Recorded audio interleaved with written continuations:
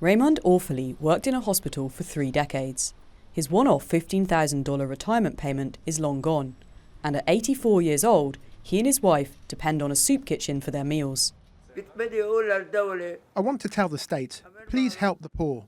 With inflation nowadays, people can't live like this. I would rather die. I think about suicide. It's better than this. The Orfalis receive a charitable stipend that used to be worth about $400 a month, but the devaluation of the Lebanese pound means it's barely worth $40 now.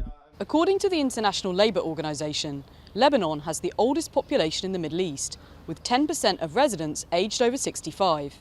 The UN agency also says around 80% of elderly Lebanese have no retirement benefits or healthcare coverage. Usually, senior citizens rely on their families, but the additional burden is becoming increasingly difficult for relatives to bear, as unemployment is increasing. Some families are turning to nursing homes for help.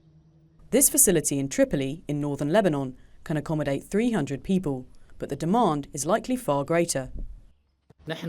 This institution is under a lot of pressure from the public, especially after what happened in Beirut. A lot of people are coming here because they want us to care for their families. Rather than being on the street, they want their families here.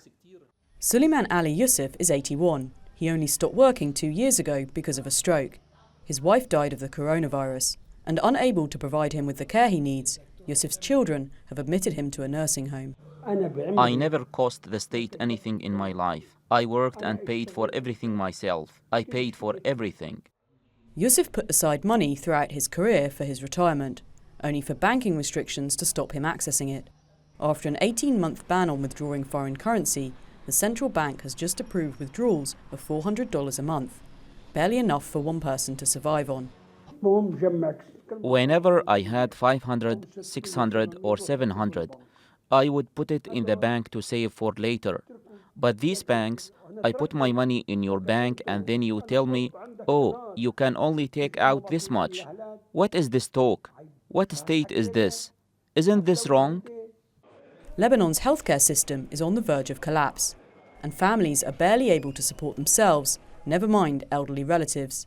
Without intervention, millions of the country's most vulnerable citizens will have nowhere to go. Imogen Kimber, TRT World, Beirut.